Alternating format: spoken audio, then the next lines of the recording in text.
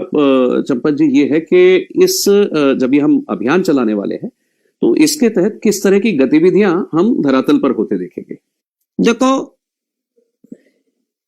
ये अभियान वर्चुअल नहीं है। हम कोई धन संग्रह का अभियान नहीं चला रहे। परमपिता परमात्मा का मंदिर और घर बनने के लिए धन मांगने की जरूरत नहीं है। परमात्मा के चरणों में लक्ष्मी निवास करती है, इसलिए धन की कोई कमी नहीं, मांगना नहीं। लेकिन ये राष्ट्र की अस्मिता, गौरव, ये बताना महत्वपूर्ण है। इसलिए वर्चुअल अभियान नहीं है, ये होम टू होम, ये door to door, man to man, इसकी ये महत्ता है। और इसलिए लाखों राम भक्त अपना घर छोड़ेंगे, अपने व्यापार से छुट्टी लेंगे या व्यापार किसी और को सौंपेंगे। विद्यार्थी और वानप्रस्थी अपना घर परिवार छोड़ेंगे। और ये दुनिया देखेगी कि भारतवर्ष में कितने प्रकार की विभिन्नताएं हैं। भाषा, प्रांत, जातियां, उपजातियां, आपस में झगड़ा करने के, समाज को लड़ाने के कितने छोटे छोटे फैक्टर रोज हम देखते रहते। और इन सब के बावजूद जब अवसर आता है तो ये हिंदुस्तान होमोजीनियस एक इकाई बनकर खड़ा हो जाता है। ये हमारा विचार। इसलिए ये अभियान वर्चुअल है ही नहीं, it is home, door to door, man to man.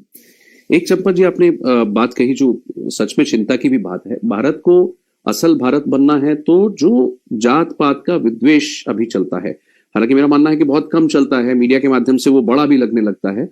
क्या हम ये माने कि अब जो हम अभियान, निधि समर्पण अभियान के माध्यम से जब हम जन जन तक ये संपर्क करेंगे, क्या हम भारत की उस चिंता को भी एड्रेस करेंगे जिससे भारत असल भारत बनने की दिशा की ओर चले, जिसका आरंभ हम अयोध्या से होते देखते हैं? एक आध बार के करने से कुछ नहीं होता है। ये अंदर जो छिपी हुई एकत्व, एकात्म भाव की जो चिंगारी है, इसको बार बार दिखाने की आवश्यकता पड़ती है। अभी तक जो कुछ हमने अभियान लिए हैं,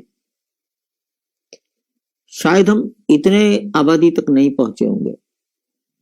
इस अभियान में से ये भी निकल कर आने वाला है कि भारत अजीब देश है। इतने गंभीर कोरोना काल में जहां 6 महीने से लोगों के व्यापार उद्योग सब बंद है, तो भी समाज में दीवानगी है। एक दिन आएगा जब समाज से हम पूछ सकेंगे, तुम बताओ इतने कठिन काल में किसी देश ने अपने देश की जनता के साथ इतना बड़ा जनसंपर्क किया हो, और वो भी सरकार के बिना। अंततः सरकार भी संपर्क करती है जब जनगणना होती है। अभी तो कोई जनगणना नहीं है। राजनीतिक दल भी संपर्क करते हैं, बूथ पर करते हैं जब चुनाव होता है। ये चुनाव भी नहीं है। हमारा तो पर्सनल कोई हित ही नहीं है। तो ये जो भारत की आध्यात्मिक शक्ति है, ये जो देश को जोड़ कर रखती है, ये दुनिया के सामने प्रकट हो जाएगा।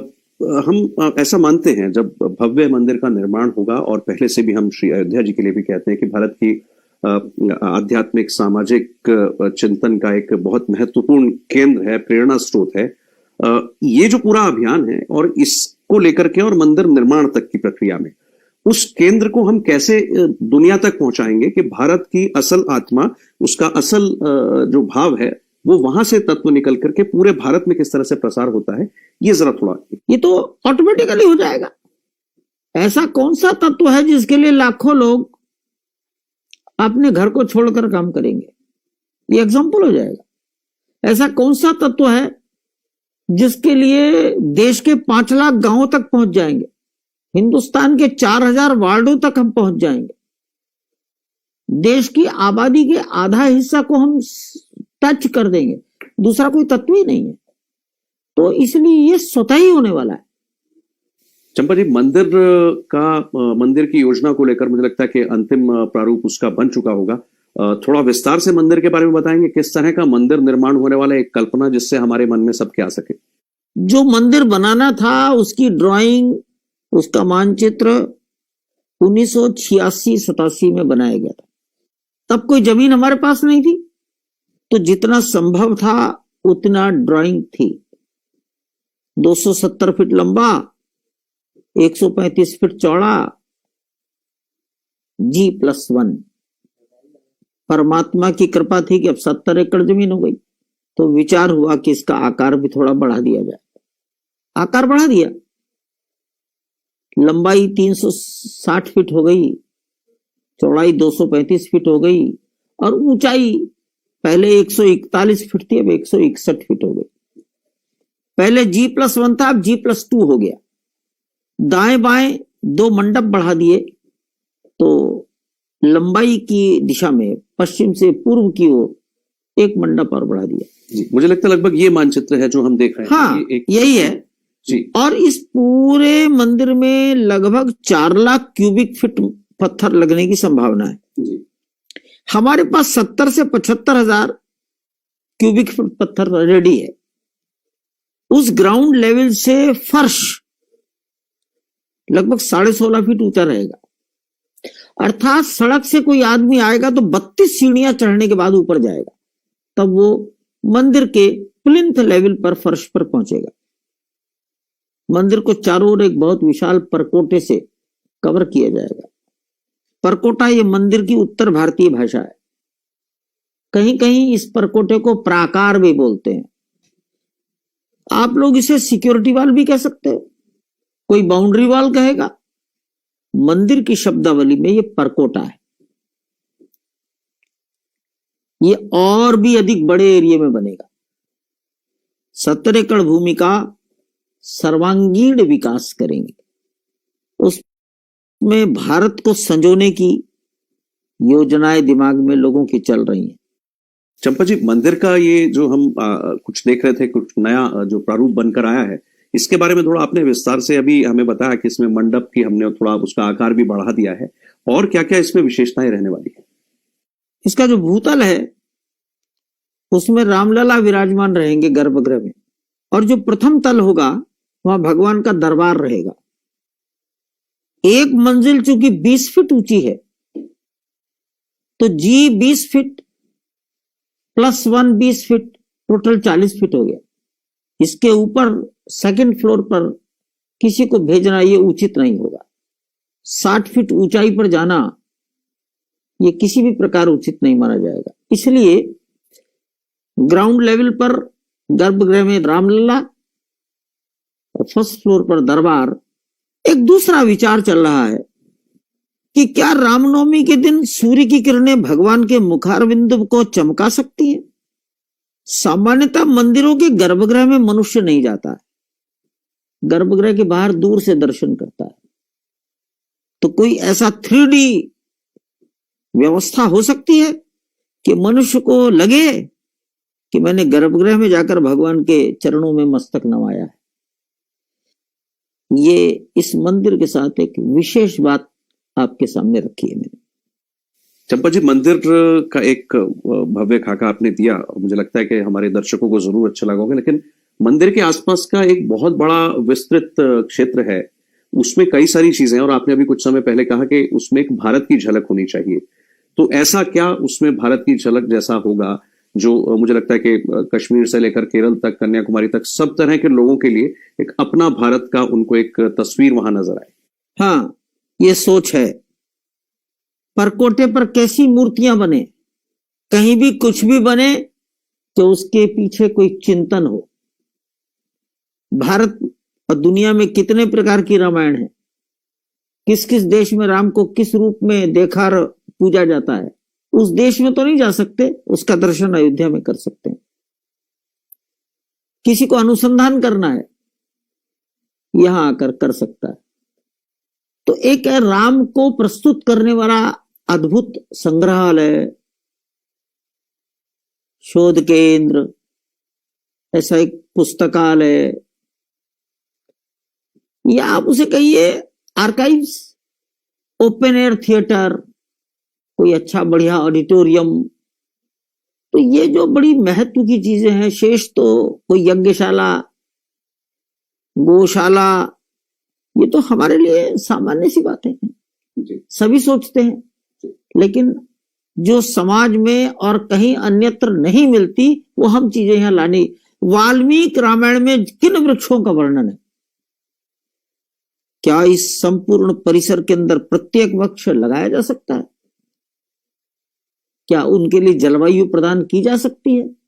ये एक सोचने का विषय है और इस पर कोई न कोई सोच रहा है। मंदिर निर्माण के साथ जो भारत के समाज में एक चेतना का उभार होगा, उसके बाद का भारतीय समाज कैसा दिखता है? और क्योंकि अभी ये अभियान भी हमारा उसी का छोटा ही भाग है, हम जिस बड़े भारतीय समाज के निर्माण की, भारतीय समाज के चरित्र के निर्माण की बात करते हैं, मंदिर के बाद वो चरित्र कैसा होगा, ऐसा ध्यान में लाने वाली बात। देखो, जितनी मात्रा में घर के अंदर राम जाएंगे, राम को पढ़ा जाएगा, समझा जाएगा, उतनी मात्रा में परिवार में भी सुख शांति रहेगी, गांव और मोहल्ले में रहेगी, शहर में रहेगी, देश में रहेगी। राम का जीवन, राम का व्यवहार, राम को मर्यादा पुरुषोत्तम कहा गया है। वो मर्यादाएं उन्होंने समाज जीवन के सब क्षेत्रों में स्थापित की हैं। लेकिन राम का जीवन देखिए, माता ने वनवास दिया है तो राम सुग्रीव का अथवा विभीषण का राज्याभिषेक करने के लिए उसके राज्य में नहीं गए। मैं वनवास पर हूं, इसलिए सुग्रीव का राज्याभिषेक करना हो या विभीषण का, उन्होंने किसी दूसरे को भेजा।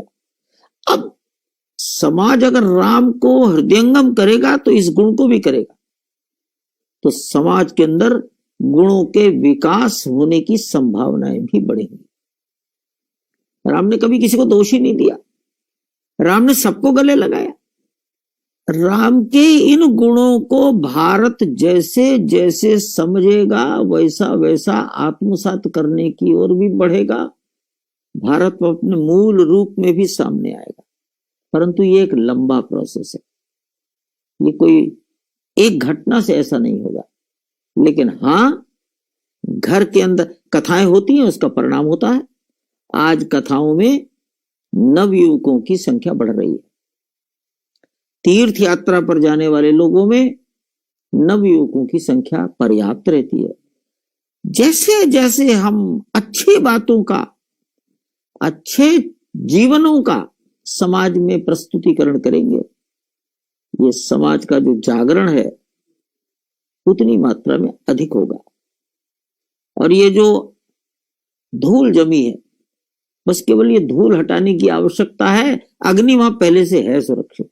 चंपा जी, आपका बहुत बहुत धन्यवाद। आपने जो रूपरेखा मंदिर के निर्माण की रखी है और फिर निधि समर्पण अभियान की जो आपने रखी है, उससे हमारे दर्शक जो है वो बेहद लाभान्वित होने वाले हैं। और जो चेतना का संचार उन सब में होगा, एक नई ऊर्जा का संचार जो उसमें होगा, वो एक नए भारत की तस्वीर पूरे विश्व के सामने जरूर रखेगा। चंपत जी, बहुत बहुत धन्यवाद। इसी आशा के साथ, उम्मीद के साथ, जय श्री राम।